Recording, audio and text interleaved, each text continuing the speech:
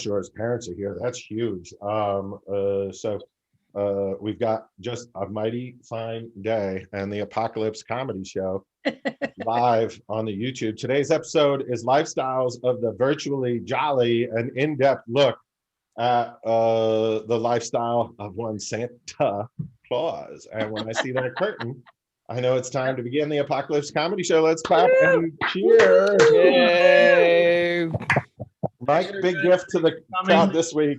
I dumped the opening song. I hated it. The people hated it. We're here and we're having a good day. Earlier tonight, Chuck, right? The owner of the Patriots at a massage parlor. That's how. Right. Saw some kids sledding today, and just I'm in a holiday mood. I did some sledding, and the kids got mad because I took their sled. It's good. I went so far. Fat guys. We go the furthest. Sledding is your sport. It really, yes, absolutely. yes. I went at least 100 yards further than anybody. That's because God just wants fat people to have the longest walk back. That's how that works. Everybody. Tonight's show has used as a toboggan while you were out today. Tonight's show has a sponsor. The sponsor's Holy Shit Bunker Down. Previously, just please wear a mask, but now our sponsor, just so happy with what you're doing out there wearing a mask, everybody out there on the YouTube lands and here at the comedy show, and they just want you to bunker down for the holidays. Jesus, it is tough out there. Mike, today's episode starts, normally we start in the writer's room. Today I wanted to just bring you right down to the third floor of the Colorado Comedy Show's virtual event center and production offices. This is the graphic design floor. They have one tree for each time they've invited Mike to come to the graphic design floor, and he's rejected the invitation. Never, something always comes up, I thought maybe you could for the job come down here and wish the gang, Merry Christmas. I noticed you seem to have brought your Golden Globe with you. Mike is on the left. My cartoon's on the right. If you haven't together. And Mike seems to carry his Golden Globe everywhere he goes. Mike, this is why I don't go to visit the design department, because they do the icon every year. I said what I want is a cross between Fat Salvador Dali and Albert Einstein. Right. And what you got was the Monopoly guy. That would be great. And they interpreted that as, let's make him a drunk who's constantly bragging about the awards that he's won. I don't get why they do that. Doesn't describe the both of us. Mike Langworthy, above me, and award-winning television writer. I can't help noticing something, Chuck. I'm sorry I'm interrupting, but I can't help noticing something way in the back there. It's probably all the Christmas trees that are set up and dedicated to each time they've invited you, and you've rejected their invitation, you big mean jerk. But what is it you've noticed? Well, there's something a little yellow. It looks like a lamp. That's Mike. I'm so embarrassed. Folks, we'll get right to the comedy. Raghu Attabatla, Mary Kennedy, all kinds of folks. We have a little bit of comedy up front, but that seems to be, I've left my Kennedy Center Award for Innovative Teaching right there in the middle of the hallway. Did you leave it there, or did the graphics people decide to put it there to shame me? Well, what they wanted, Mike, was to allow... And they show off your awards. It seems the John Q. citizen has asked intensely and over again, could they please see the award? Today, Mike, we've got a very special look into the lifestyle of Santa and what got him to here. Remember when Santa went broke after Martin Bashir put out all those terrible BBC stories about him? Yes, I heard that he used fake bank account records to prove that the toys really weren't going to the kids. Real dirty trickery. So today we're going to take a look at what got Santa to get so busted. And we'll hang out with our pal. And there's Martin Bashir. If you don't, you don't know. Hard questions. That's what I always liked about Martin Bashir. Right. He's the #1 softball player on MSNBC, but he doesn't play softball. Not anymore. Here's what he did, gang. If you don't recall, this is the bitch that tried to take down Diana. That's just what we call him over at the Gay Garage. And so he did the nasty story about Princess Diana. And if you didn't know that, Princess Diana.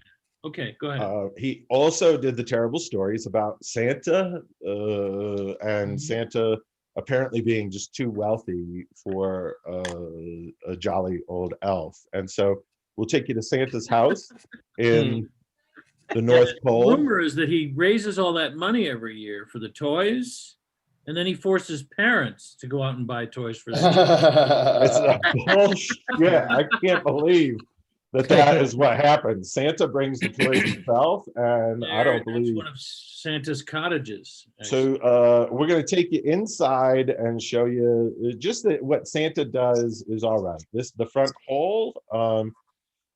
Mike, this looks like a lot like your childhood bedroom, if I recall. But I'll tell you what it does look like. It looks like I'm not getting a bike again this year. No, buddy, no. Yeah, don't give me that look, Santa. You know who I'm talking about. I'm talking about you. You know what's amazing here is that's all chocolate wrapped in gold leaf. It's just chocolate gold coins. It's not real gold. So that's one of the myths that Martin Bashir should have known better. Hanukkah gelt that he repurposes for Christmas. Yeah. Right. And look at Martin just being judgy about all that. This is Santa's breakfast nook. That's nice. I think it's a lot of people don't know this, Chuck, but this room is actually currently filled with elves sitting at all those tables. Right. Frankly, for a joke, he made the tables human-sized and then forces the elves to eat at them. Right. If you just go right through this door behind me, it looks exactly like that, but only silver. You know, I don't have gold kind of money, but you know, Santa just does his best, and maybe that's because all you have is Easter money. He's got Christmas money. Right. And me, I just put all my eggs in one basket. Here's the underground. Sorry. Here's the underground. Started. You know, the Easter eggs I can go with because there's like a rebirth kind of a thing. But jelly beans, what the fuck? Right. And so Martin Bashir said there were billions of dollars wasted on this underground train.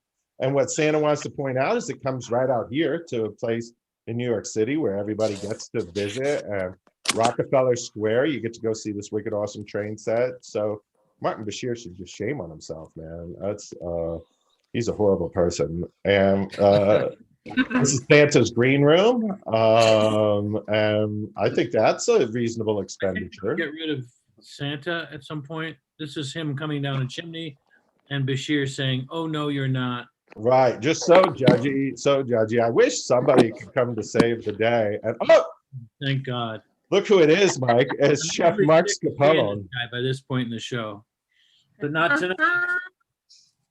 Who is it? Tell us who it is. If you don't know who Chef Scapone is, he's the virtual events coordinator at Colorado Comedy Shows, and he constantly taunts me with salads. Constantly plying Chuck with salads, implying that Chuck implying that I'm just needs to lose weight. Right, I am fat as hell, everybody. I gained my COVID-19, the other 42 pounds. I won! Yay! Okay. I just shouldn't. Mike, we've got a massive lineup of very funny comedians. Chris Fonseca is going to be on this show. Yes. That guy was on Baywatch. Crowd, I need you to buckle up like you're watching Baywatch at home, but it's coming to you Zoom. Just like that. So okay, it's probably going to be more fun than just like that. Either way, we have a wicked awesome comedian here tonight. So ladies and gentlemen, would you please welcome the very funny Mary Kennedy. Yeah. Hi, everybody. How are you? I am here. Thank you, Chuck. Thank you, everybody. I am reporting live Yeah, I know you think it's the Kennedy compound, but no, it is Van Nuys, California. Thank you very much. Yeah. Yes, I am related to the Kennedys. I'm third cousins, twice removed. All of the tragedy, none of the money. None of the money. Hello. Oh yeah, and here I got the Ted Kennedy chin. Look at it. Look at it. It's beautiful, and the Ted Kennedy nose. So, you know, but the dogs take away from the Ted Kennedy chin. See, look, I was so festive for you, Chuck. I love it. I know. So you guys, I was on season 7 of Shameless. For you guys that don't know, I played New Fiona, who was an out of work prostitute who worked for food. Happy holidays. And you know, it's interesting, you know, sometimes people think that you're really the characters that you play. And you know, my husband saw the role I was getting, and you know, she doesn't wear much clothes because she's a prostitute. And my husband's like, I don't know if I want everyone to see your stuff. And then I showed him how much I was getting paid, and he said, run along, do God's work. So, you know, so I did that. But my mother-in-law probably was the most excited because she told everybody at her senior center in North Carolina, she told everybody on their Friday night, ladies night, right? And she was talking to them and she said, I want to let you know my daughter-in-law booked Shameless. She plays an out-of-work prostitute who works for food. And the ladies who hard of hearing said, oh, your daughter-in-law is a prostitute who works for food? And she said, oh, we got to all get together and do a prayer circle because we want to make sure that she's safe on the streets. So now, instead of the ladies' night, they're just doing a prayer circle for Mary Kennedy. So I'm safe on the streets. I'm originally from Boston, everybody. Chuck and I are from the East Coast. And the accent was affecting my sex life. Anyone? It was affecting my sex life. I would have a night of heavy lovemaking and I turn to the guy next to me and I go, that's a wicked big pissy you got down there, huh? Go Pats. Go Pats. Yeah, so that's a little bit into me. I'm a Catholic girl. You know, I am a Catholic girl. You know, Catholic girls are good girls. Except as a Catholic girl, I did everything but have sex with a Catholic priest because I wasn't their type. So moving on. But no, I did. So anyway, the place that I'm really from is I'm north of Boston. It's called Marblehead. It is 4.5 square miles surrounded by water and regret. And I shared a room with my Irish Catholic grandmother until I was 18 years old. Yes, I did. One side of the room was a shrine to Jesus, and the other side of the room was a shrine to Duran Duran. Because grandma was hungry like a wolf. And she knew that I was, you know, that I was kind of hoary. So she would stand on the stoop after a date that I would have when I was a teenager, clanging her rosary bead, saying, I hope you didn't pull a Mary Magdalene. She was a whore. So that was my childhood. And when my parents did get divorced, my mom started a band. She started a band which consisted of 40-year-old divorcees singing Hot Stuff and Locomotion. Called the Mood Swings. And you know your mom has a band and that you don't have much money when your mom trades in the toaster for a fog machine. You know you're low on funds when mom wraps you and your brother in feather boas and wraps you in feather boas and puts you on the bus during winter, and your brother has a feather allergy because she can't afford a parka from LLB. And you also know that you're poor when you have no cutlery. Okay, we had no cutlery growing up. My brother and I would share a spork to eat cereal. And, you know, we would reach in the cabinet for OJ glasses and all we could find were shot glasses from the bar that my mom played the night before. And we would be slamming orange juice like tequila. And I would taste it and go, oh, that tastes like hepatitis.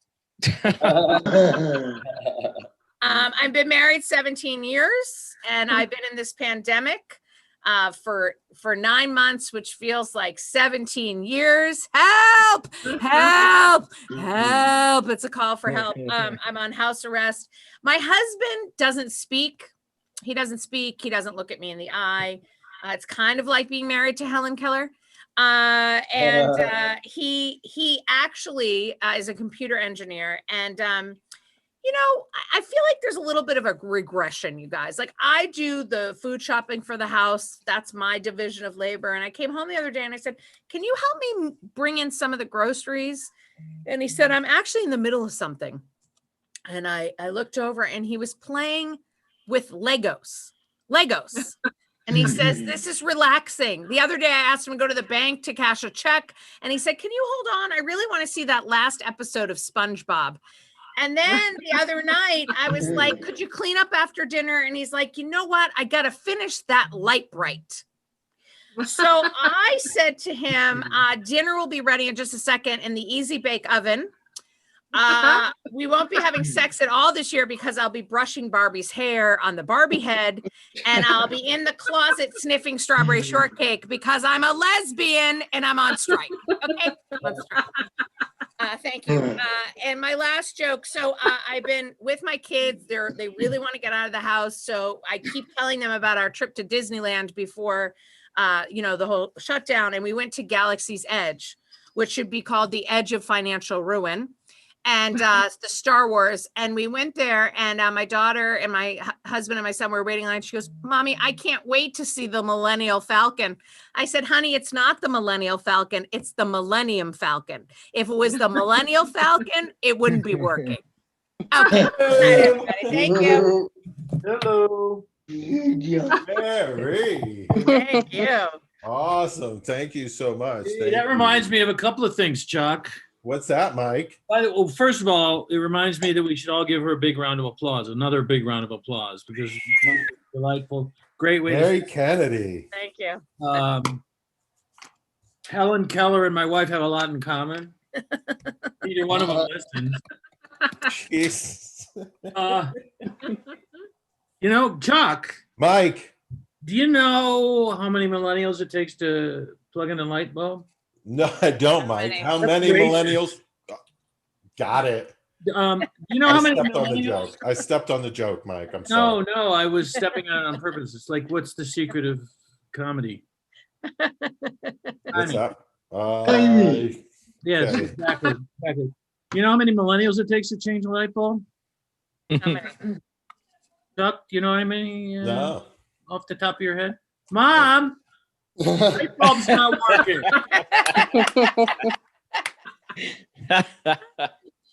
You know how many Gen Zs it takes to change a light bulb by any chance? No, I don't, Mike. No, I don't. If we had solar, we wouldn't even need light bulbs. Oh, perfect. Oh, they're now commenting on YouTube, Mike. It's just old men using Zoom. That's all. Right. They can get off my virtual lawn. Right. That's what I'm saying. Mike, speaking of millennials, today I was out when I went for a walk. I forgot my sunglasses, and the sun on the snow here in Colorado, it just gets so bright. It's bright. It's so white, Mike. It's so white. It was like reading a Reddit thread. Yeah, that's white. That is white, and you can't see anything. It's like being a Bernie bro. Yeah. It's like it was super white, Mike, and I couldn't see 1 foot in front of me. It's like being at a community college state board meeting. that's hilarious to all the professional educators. I feel better. It was white, Chuck. It was white. It was whiter than a Proud Boy's belly after a shower. Oh my God. All right. Okay. Well, Mike, we better give the comedy a Bucharest here, my friend. We have a talented comedian from, Mike, I teach at a community college, so I don't even know where he's from. I think it's a country in Eastern Europe.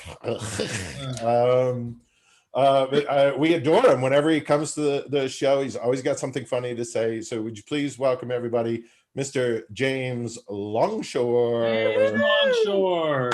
Hi, everybody. First, let me say, Chuck, thank you for inviting me to the ApocaLips Christmas edition, Woohoo! aka Christmas 2020. Uh-huh. I didn't know it was Christmas themed. I guess, because I'm in Romania, I didn't get, and you didn't fax. No, I'm just kidding. I'm just kidding. We have flip phones. We do. So my set is not very Christmassy, some of the jokes, but I'm going to start out by talking about John Lennon, who of course famously has a song, Happy Christmas, War is Over. Everybody know it out there? Yes. Yes. Great. Awesome. So last week was the 40th anniversary of the death of John Lennon. And it came on the same day that Bob Dylan announced he was selling his catalog for $700 million. In related news, his son Jacob sold his catalog for $7.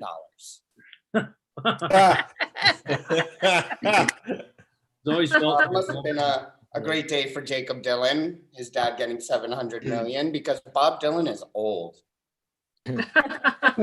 Possibly, I think maybe even older than you, Mike, if that's possible. Well, I actually knew the original Mr. Tambourine Man. Oh, the free will, Bob Dylan. He's old, but he's not as old as I am. He'll get there, maybe. But it just makes you think, if John Lennon were alive today, how much would he sell his catalog to Universal Music for? A lot. That was a rhetorical question, not a joke. You were not supposed to laugh. Work like a charm. Right. So last week, on also news came out that unemployment claims have increased, and I'm not part of that statistic. I haven't filed. I don't know how to file because, am I an unemployed musician, an unemployed comedian, an unemployed writer, unemployed actor? Oh, right, I'm all four. All four. And I really wish people wouldn't get so down on participation trophies, because they're all I got. And I've got them right here on my mantle. So, because of the magic of Zoom, we can take a look at them together. We can admire them together. So here we have academic achievement. Oh, wow. We have choral achievement. Oh, I didn't know you were gay. Demonstrated. I am a happy man. Thanks for noticing. And the mother of all trophies, academic excellence. It must have been a low bar. And these are legit because they're from a public school in New Jersey. And people say to me that's so crazy and brave of you to move to Romania. And I'm like, piece of cake, I survived New Jersey. And they're like, yeah, but at least in New Jersey, you speak the same language. Romanians don't speak the same language. And I'm like, yeah, well, I grew up in New York City and got moved to a small town in Jersey when I was 10. They didn't speak my language. At least Romanians speak to me in the English that they learned from Cartoon Network. True story, real news. But anyway, I dated a girl from New Jersey for 4.5 years, and we had a really messy breakup, and it was my fault because I should have known better than to date a girl from New Jersey. That concludes my Jersey jokes. They were all garbage. He's And taking I have no exit time for my 9. vampire jokes because it's like a whole bit. But next time, guys, I want to say Merry Christmas, and can someone else do some Christmas jokes for us? That'd be great. Awesome. James Longshore, Thank you everybody. very much, James. Please. I liked how you took exit 9 out of your New Jersey material. Right. You really shored up Jersey as a topic. He certainly did. Are you kidding me? He was a regular Bergen and McCarthy. Right. Bergen County and McCarthy is what I'm saying. Bergen County. The whole set, I felt like I should just be throwing money into a turnpike stall. No question about it. Are your parents are watching? Are they in Jersey? No, they're back in Queens. They got away. They found refuge. Oh. Yeah. Oh, way to go, a couple of queens. I come from normal parents myself. Good luck with that. Sorry, I know not that kind of queens, but you can't. You know, say this that is word. the second time my mom got asked if she identifies as non-binary on Facebook last week. Wow. She can identify any way she wants to on Yes, Facebook. she can. Does she identify as your mom, or does she try to hide that? Okay. Maybe we ought to bring her in for questioning. I don't know. No, you can't do that to the parents. They're here. They're going to be visible. Mike, if it seems He's a lovely warm and man. James Longshore is a lovely man, and I want his parents to know that we think that here on the show. right, we enjoy him. Mike, if it feels like we've just hit the beach, and it's just gotten sunny and like we're in a mood to save lives, Yeah. and rescue swimmers who might be drowning throughout this kind of comedy. And it could be that we have a star from Baywatch live on the Oh, show that's the reason. here today. A very funny Colorado comedian, old school, and a friend of the show, has been on a number of times. Ladies and gentlemen, we're well entertained. Please give a nice round of applause to Chris Fonseca. Fonseca. Hello, how are you doing? Good. Good. Hey. By the way, Mary, I am sending you some crackers because I don't want you to starve out there. And James, do you have a participation trophy wife? Nice.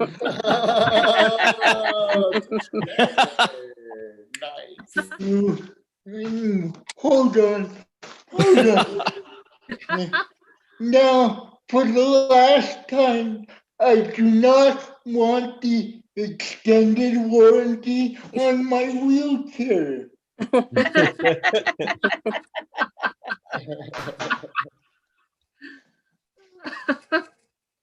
Yeah, I am in the Christmas spirit, though, and so is my neighbor.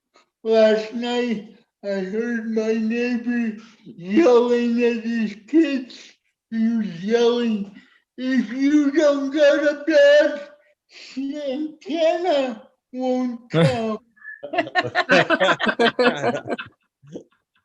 So I went to bed. I want Santana to come. I promise. He's smooth. Ooh.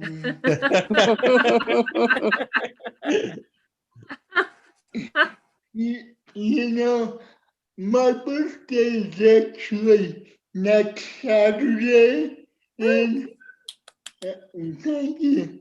I always feel ripped off because having a December birthday, I always get the birthday / Christmas gift. And before I lose it, I think, wait, what would Jesus do?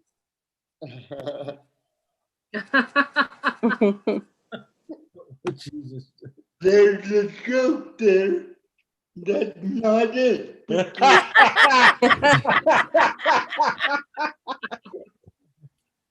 And, sad news, yesterday, Charlie Pride passed Oh. away.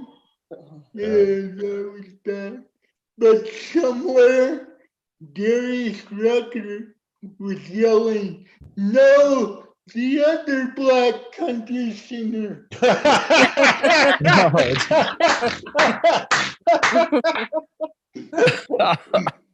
That is so wrong. Darius is a buddy of mine, and I texted him that, and he's like, "I can't even be mad, fuck you." But my kids are asking me, "Dad, what can we get you for Christmas? Can we get you a Fitbit?" I said, for me, a Fitbit is basically a no-dometer.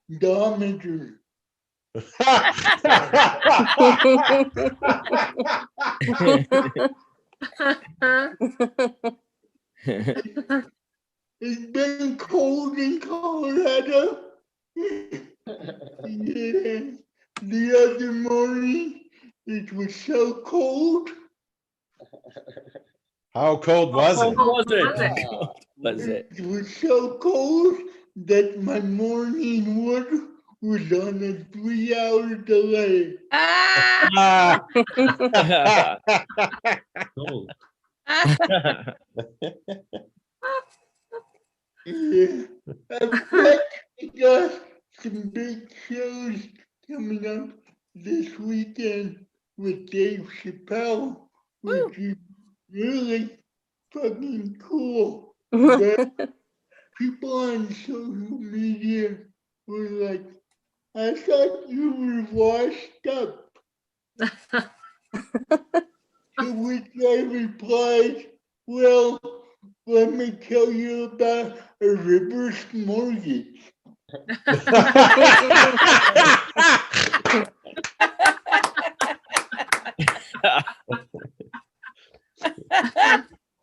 You've been in show business too long when you refer to a first date as a meet and greet.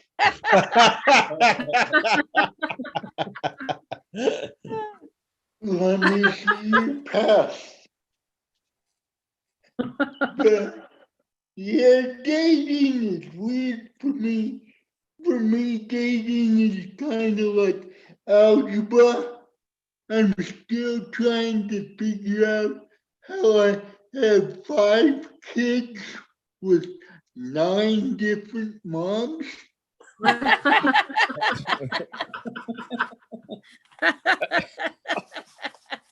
There's a pie chart just waiting to happen. I do have a 2-year-old granddaughter that's very cool. I video chat with her the other day. She's like sticking her finger in the screen. And then I'm like, "What are you doing?" And my daughter says, "Dad, she's bored. She's trying to get the season 2.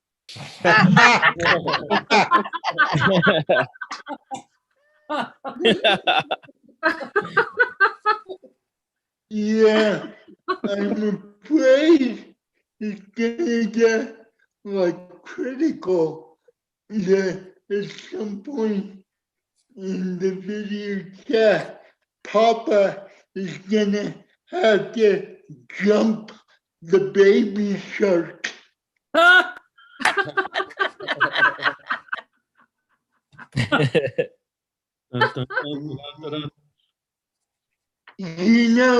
Mary talked about a sport.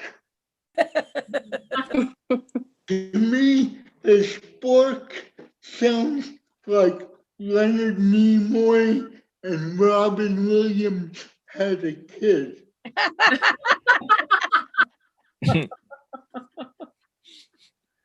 So let me leave you with this. I would really like a famous chef to write a memoir called Based on a True Story.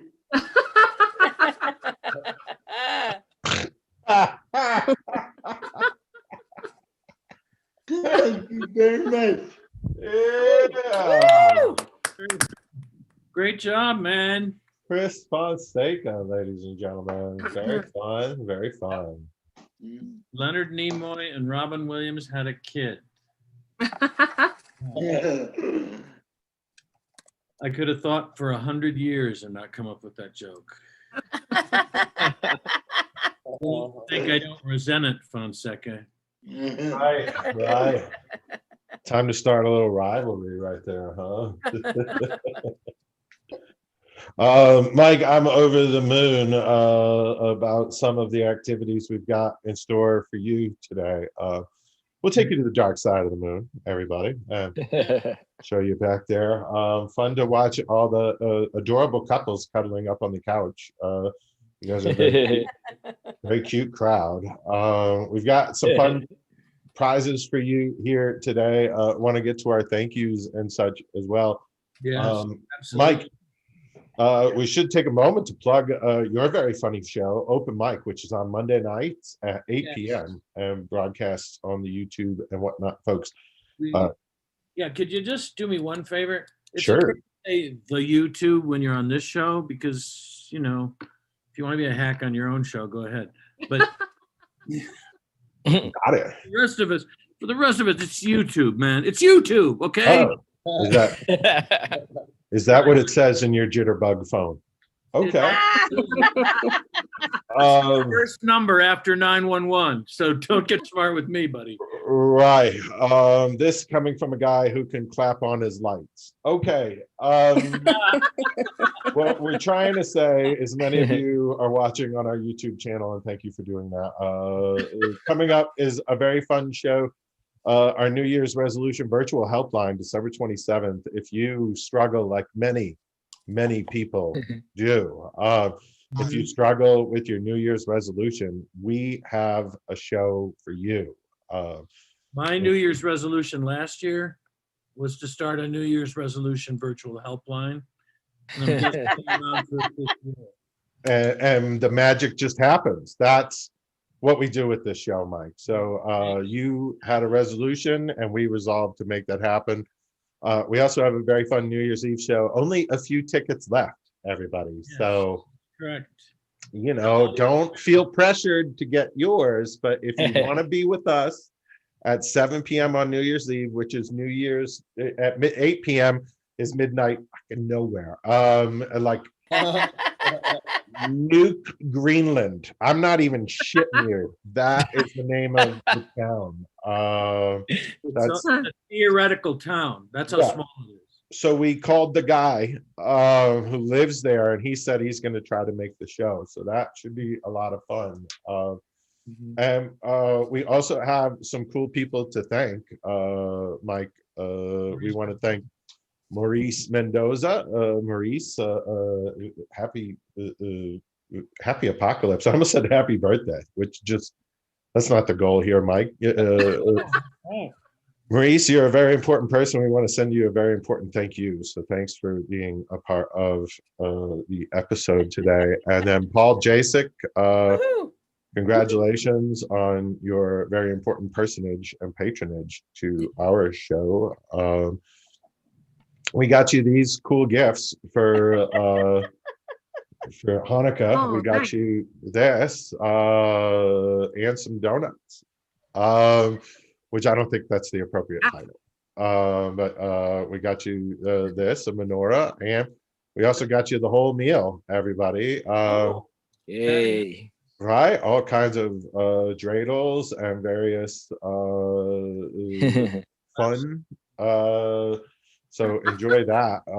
You got a whole Hanukkah set up, and you also VIPs. You also get to hang out with these people who are having an appropriate socially distanced.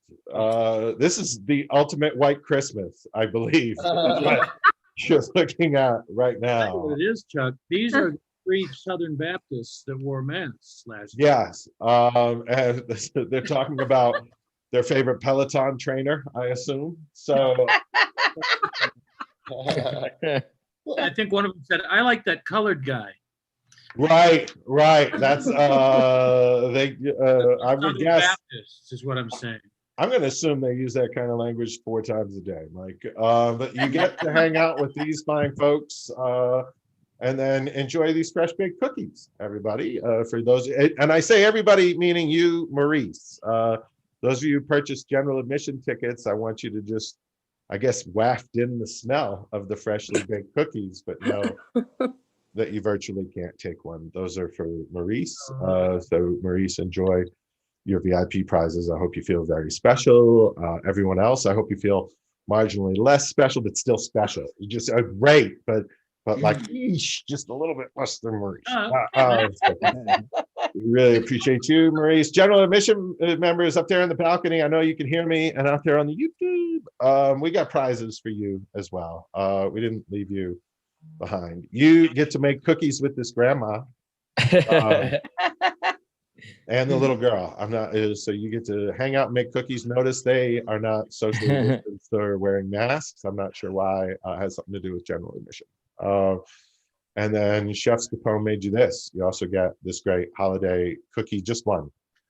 General admission, just one. So you get the one cookie, enjoy that. And Actually, not the only thing he's going to give you. no, turns out. Nothing goes with an ice cream sandwich quite as well as A fucking salad, Mike. You get one of those. So you get a salad, everybody. And so enjoy the salad. you'd think Chef Carpone would be thinner, I'm not saying he's morbidly obese or anything, but all he ever eats is salad. He either should have rabbit ears or he should be Right. Well, Mike, we're getting a little chatty here today. We've got a really cool guest I want to bring on, the executive director of Elevating Connections. Gang, during our show, every week, we take a moment to talk about Elevating Connections and their terrific work providing programming for youth who are separated from their siblings by foster care, which is a unique gift you can get for the holidays. No, that's not true, right, Stacey? That's not true. Not true. Yeah. Look, you do great work, and we want to take a moment to talk about it and find out what is new in the world of youth who are separated from their siblings by foster care. Ladies and gentlemen, Stacey Sanders, Executive Director of Elevating Connection. Thank you, Chuck. Thanks everybody for the laughs tonight. They're always very enjoyable and welcome in the work I do, I'm just going to say. So thank you very much for that. So here's the deal. Siblings get separated from each other for a variety of reasons, and usually it's through no fault of their own. It's too many kids in a family. There's differences between mom's side of the family and dad's side of the family. There's too many dads. Like, there's a whole bunch of different reasons that kids get separated. But the result, no matter what the reason is that the kids suffer with mental health issues, with truancy issues, with sometimes juvenile delinquency issues. They change placements more frequently. All sorts of stuff happens when we remove kids from their parents, but also separate them from each other. And so we were founded specifically to address the sibling relationship and find connection for them and then older youth who've emancipated out of the system without finding a permanent connection. And currently, through the first 9 months of this year, 261 kids emancipated without finding a permanent connection in the state of Colorado, and another 67 ended up in youth corrections for a variety of reasons. So lots of kids are being affected by the foster care system. And this year is uniquely challenging for all of us, but much harder for the kids that I serve. And so I know personally that being separated from my family, not being able to spend time with them, particularly at the holidays, has been very difficult. And I know that's true for many of you. And but there's an end in sight. I'm going to get a vaccine. Most of the people I know are going to get a vaccine that I'm going to hang out with anyway afterwards. And so there's an end in sight. And then, but for the kids I serve, not necessarily. We don't know when that's going to end. So what's happening right now, and I'm seeing more and more of this as we get to the end of the year, is that one household with the kids has COVID in it, which means the kids can't come over and spend time together. Or there's different rules for different foster homes. And so they can't have too many kids in the home or too many people in the home. And right now it's too cold to go outside some days and spend time together. So what we do, as difficult as that all sounds, and it is, we offer solutions to these problems. And that's why the work I do is so important. We do it all on a volunteer basis, and I'm hoping to change that in 2021 so I can devote full time to this work. But I don't want to take a whole lot more time. But in 2020, due in large part to Chuck and a lot of folks who support the shows here and do corporate events with Colorado Comedy Shows, we've been able to provide some really creative programming outdoors for the kids that we work with, and continued connection for older youth, giving them tablets and things like that to help them stay connected to each other. I'm not sure, Chuck has been, and Colorado Comedy Shows has been a godsend and an angel to the work that we do. And I'm his biggest fan. So don't even try and argue with me on that. And no one else is a bigger fan than me.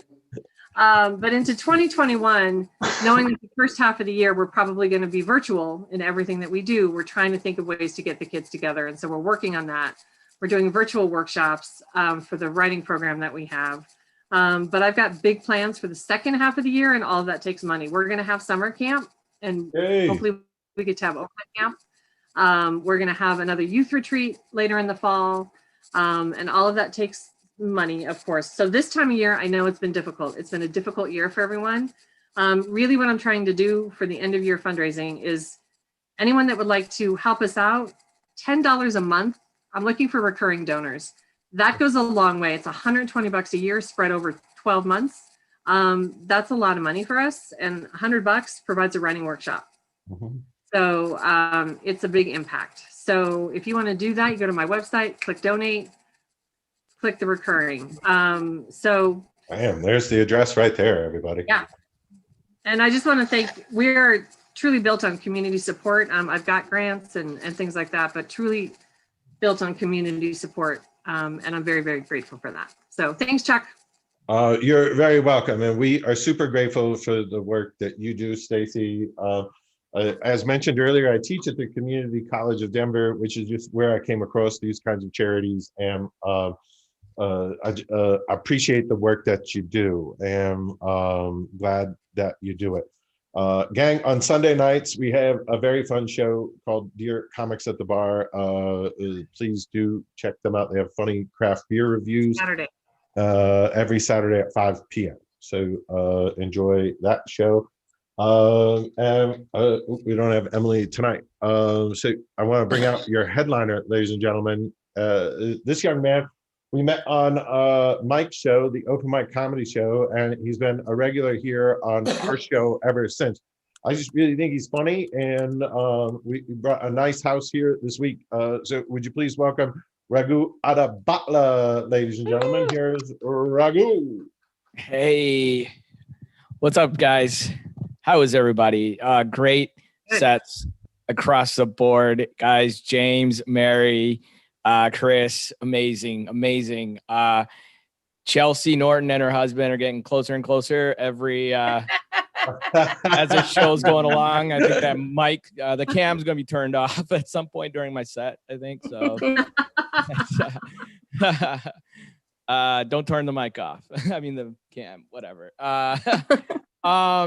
Yeah, so my name isn't the most craziest, you guys. You would think it is pretty crazy, but in high school, I knew this kid. His name was Philip Bangfuck.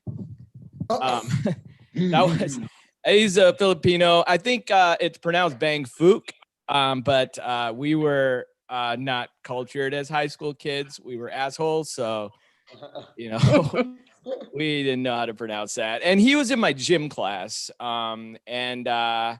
If that's not bad enough, the gym teacher only called on last names. So Oh, no. you can imagine how that was. Every time my computer goes down, sometimes I have to call tech support. But I know that Rick in tech support is Indian because he can pronounce my name. Don't let him fool you. Don't let him fool you. My wife and I, we're in this pandemic, right? We're all in this, and restaurants are closing. Some are open. My wife asked me, "Hey, can you take me to that place where they make food in front of you?" I said, "Sure, honey, we can do that." So I took her to our kitchen and told her to make me a steak. And that's how social distancing started in our house. So we work from home. Working from home with kids is like being a designated driver to two raging alcoholics. You're the only one not having fun. You're just trying to get through it, guys. You're just trying to get through it. Gyms are closed. I've been through many gym memberships. Another resolution I keep making and breaking. But finally, I'm happy because we all have the same excuse now of why we didn't go to the gym. Yeah. Yep. Nobody's laughing. I'm assuming that's true. Nobody even wanted to go to the gym in the first place, I'm guessing. I'm not in good enough shape to last. Yeah, so we we were watching the looting and the protests going on, pretty crazy stuff. We were visiting my parents, and my mom, was actually talking about it, and I was surprised and said, "Oh, that was pretty it was bad what was going on, all this looting." And I was like, "Yeah, Mom, yeah, I know." And she said, "I wish I was there." I was like, "Oh, really?" It's like, "Yeah, I really wanted a Gucci bag." Said, "Okay." And yeah, my mom is into the BLM movement. She is the brown looting mother. Got signs and all, you guys. Signs. She just uses the same signs, so it really saves a lot there. We have two kids, so one 8-year-old, one 3-year-old. And here's the thing: when you have your first kid, and I don't know, Chelsea and Mr. Norton, do you guys have kids? You guys have kids? Okay, 2 kids. All right, this is like charades, I guess. At the first word. No, that's great. But yeah, I don't know about your experience, but I think it's when you have your first kid, you protect that kid, right? You really do everything for that kid. My daughter knew her ABCs, everything. We, when she was born, we brought her from the hospital. We gave her a car seat. We did everything we could. We gave her a bath like every day. Like we were so on top of that. My son, we just Febrezed as he walked across the room. That's pretty much it. But we threw a lot of birthday parties for them. I remember my son's first birthday, which was live and in person. It was so great, right? The birthday parties back then. And he had a jungle party. We wanted to do a jungle theme. My wife decided she was going to pick the theme, and she said, it's going to be jungle. Everything was jungle. The paper towels, the napkins, the decorations, the wallpaper, the cake, my wife, everything. And I told her, I said, you know what? This is getting it's expensive. It's really expensive. And I said, you know what? I'm going to pick the theme next time. I'm going to pick the theme. I'm going to go into Party City. And our next theme is going to be clearance. Whatever's in that aisle, you guys, I don't care. I mean, my son was born in May. His theme is going to be Easter. We're gonna have crosses everywhere. We're gonna have Jesus popping out of a cake. We're Hindu, so he's gonna have 5 arms. It'll be wonderful. So, try to make it more culturally appropriate for us. He won't mind. A lot of people having kids, especially during the quarantine. There's nothing else to do, so why not? We keep hearing about babies, and our friends, they're always reading books like What to Expect When Expecting. I hate that book, like so much. At what part do you read about negotiating with a kid? Because that's not in there. You can't. You cannot do that for the life of you. Cannot negotiate with kids. You know what they should be reading is How to Negotiate with a Terrorist. Because if you could get Abdul Husana Barak to tell you where all the bombs are located, you could get a kid to go to sleep. Do that. I was visiting our parents, and they live in like wine country, and we wanted to do wine tasting. And I called up the winery, and they said, yes, you can do the wine tasting, but you have to call ahead of time, and you order ahead of time. And when you get there, we bring the wine to your car curbside, which means you're drinking wine in your car behind the wheel, which also means you could get a DUI while looking for parking.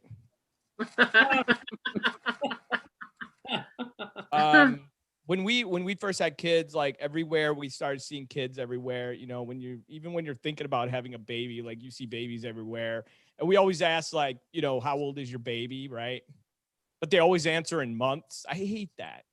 The kid looks like he's 5. Like, how old is your baby? Oh, he's 48 months old.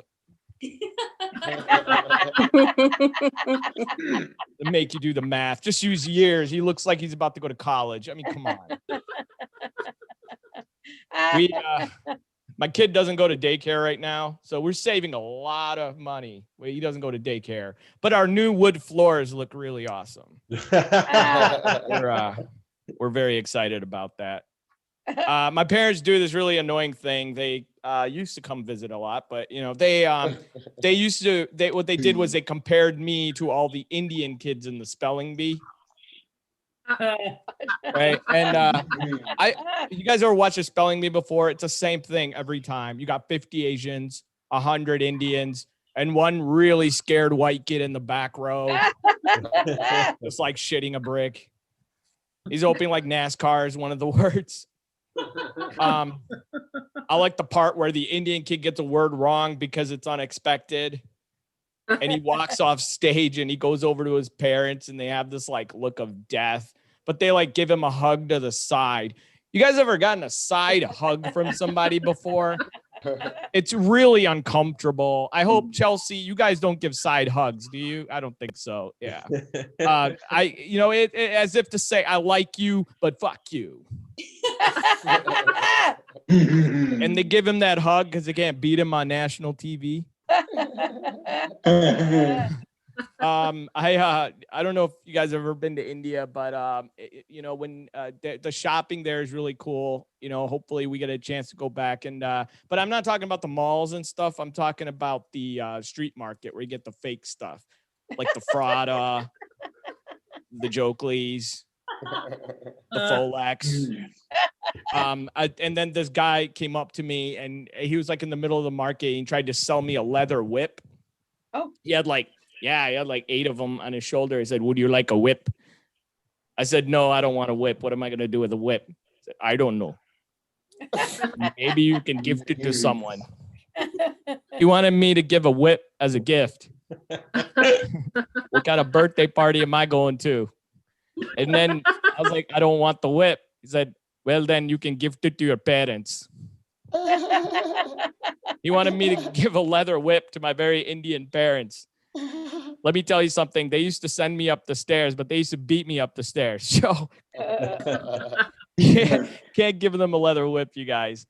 The thing about Indian parents is, here's the thing. They always try to give you advice, right? They always do that. But not only do your parents try to do that, other parents who you don't even know try to do that. And there's one person came up to me, and this his Indian uncle. We call him Uncle. Like, Raghu, so how old are you now? I said I'm 435 months old. Just to mess with them.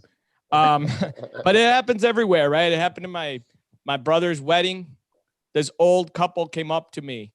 It's like, so Raghu, when are you next? Huh? When is it your turn? I wish I could find these two at a funeral sometime and go up to them. When are you next?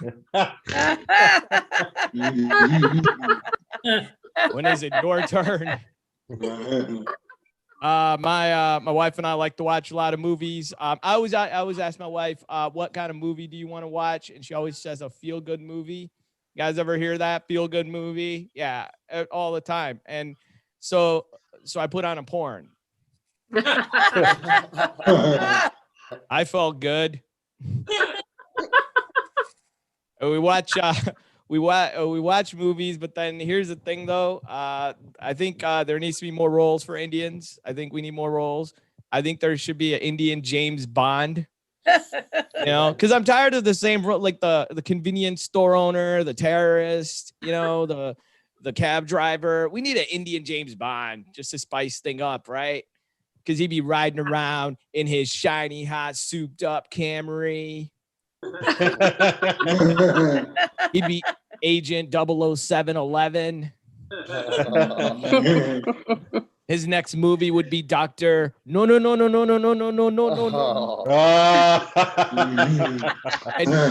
he would go around with his name. He'd be like, my name is Bond, Dr. James Bandurangarala Palli Venkata Satya Surya Lakshmi Narasimha Chakravarti. Thank you, guys. It's been wonderful. Thank you.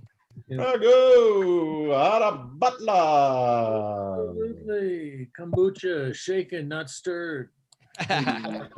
That's right.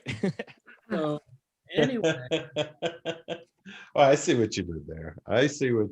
what I was saying was it was like a drink, but not an alcoholic drink. Gotcha. What, Mike? We had a fun show. How about a nice round of applause for all the comedians that helped us contribute to the lifestyles of the virtually jolly and wicked awesome crowd that we had today. The entertainment is not over. We still have more to go, gang. There's a sing-along at the end of the show. Mike has to sing a song, lead a sing-along. He doesn't know the words or the tune.